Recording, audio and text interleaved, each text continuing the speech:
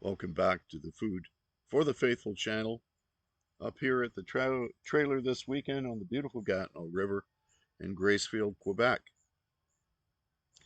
With me, your reluctant prophet, Bill Reimer. The radical woke left has adapted the dialectical materialism of Marx and Engels to create dialectical political warfare. This is an informational conflict aimed at constantly making you look in the wrong place for the right thing. It's a hostile shell game geared at steering your attention away from the actual threat onto a strong man that the left has created in order to distract you from identifying the actual threat.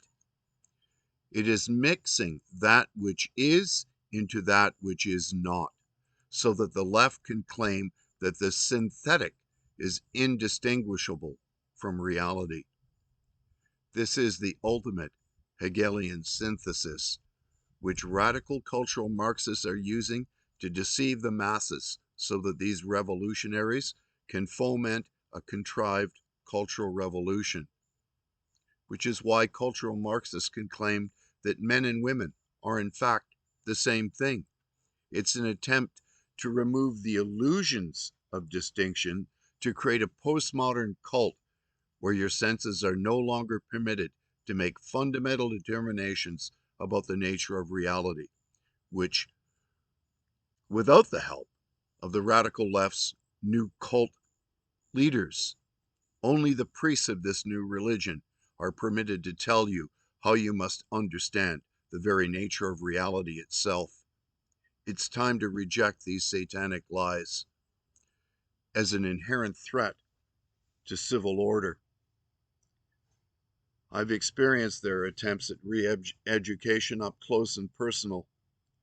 I'm convinced that had I lived in a place where the revolution had been completely successful, that I would be dead within minutes of the takeover, even if even by my own hand, if need be. Before they got to me, I pray I enter Valhalla fighting like a man and not on my knees like a coward. I abhor socialism and all of its various manifestations with a flaming passion, and with equal detestation I despise Yentl, which is the petri dish in which radical social collectivism grows.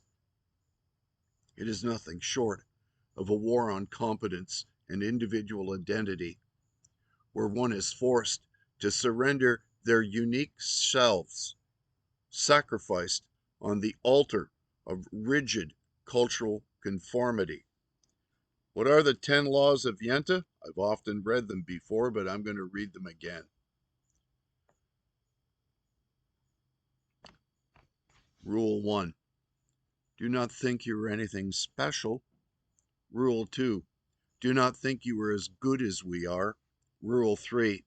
Do not think you are smarter than we are. Rule 4.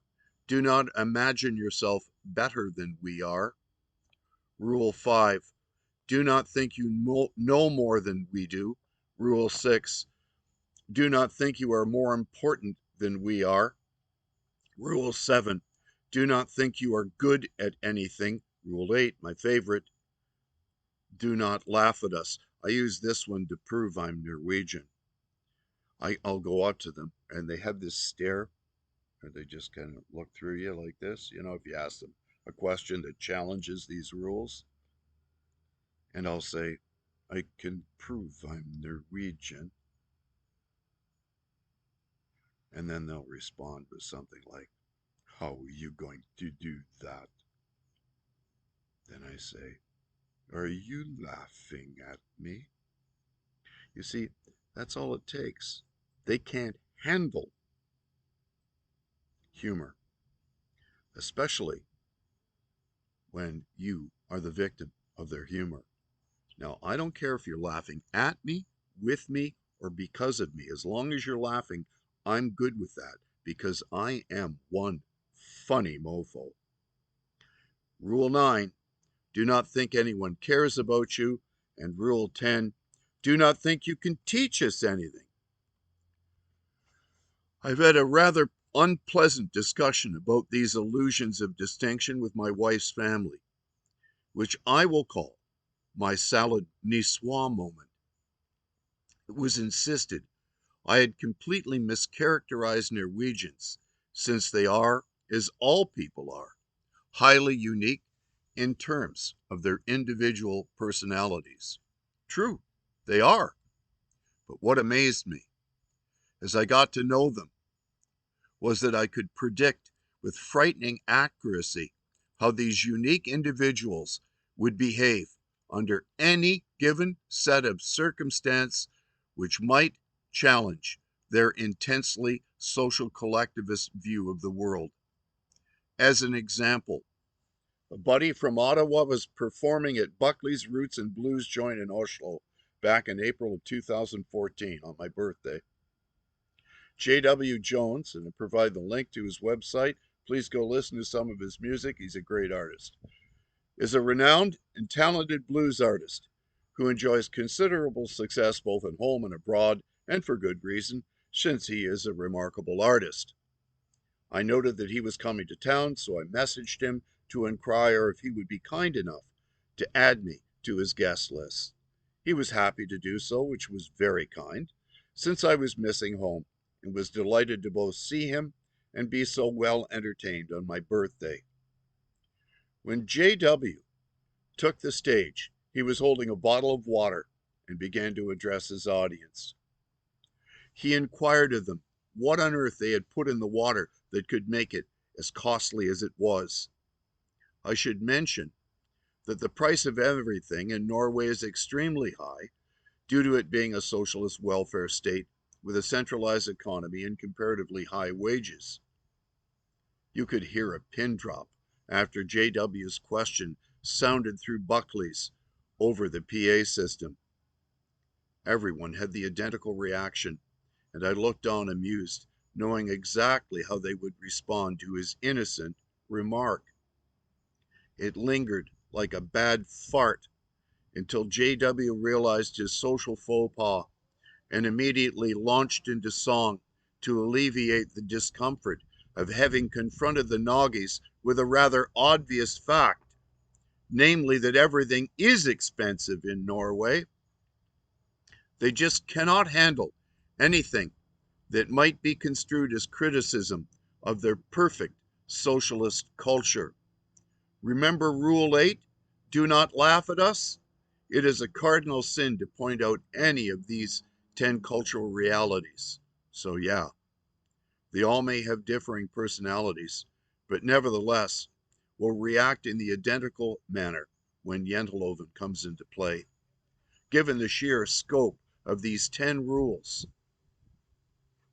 this is invariably a constant reality of dealing with Scandinavians on a social basis.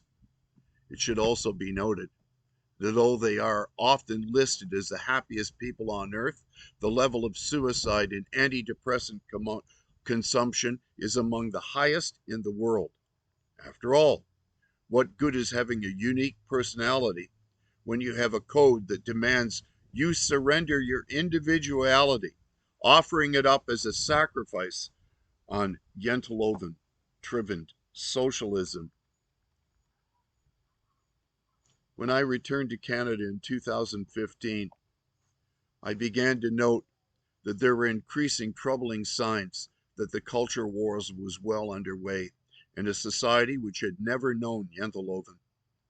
It is fascinating that accompanying the emerging dialectical political warfare behind the burgeoning culture war was a version of Jenteloven. It is also fascinating to note that the most renowned and effective voices of our time against this collectivist mindset are from Canadians. At the forefront are psychologist and professor Dr. Jordan Peterson, with his emphasis on understanding the big 5 personality traits that motivate our behavior. Evolutionary psychologist Dr. Gad Saad, with his warnings of how toxic ideas spread like pathogens. Dr. Stephen Hicks, with his penetrating understanding of the origins of postmodernism and cultural Marxism and how these affect society today, and Dr. Mark Milka with his timely warning of how the prevailing cult of victimhood is being used as a dialectical tool to destroy society. We need to recognize that dialectical political warfare is aimed straight at the heart of what was once our collective identity, namely the recognition of the inherent value of individual achievement, competence, and the entrepreneurial will to strive in order to thrive, which is the diametric opposite of dialectical political warfare's goals. Adam Smith's ideas, often associated with his book The Wealth of Nations, published in 1776, revolve around the fact that when individuals pursue their self-interest, such as in business or trade, they inadvertently contribute to the overall betterment of society. This is often summarized as self-interest leads to the common good, or the invisible hand metaphor. Smith believed that when people engaged in economic activities driven by their own interests, the market tends to allocate resources efficiently and produce goods and services that benefit society as a whole. This idea laid the foundation for the modern capitalist economic system. It lies at the heart of classical liberalism.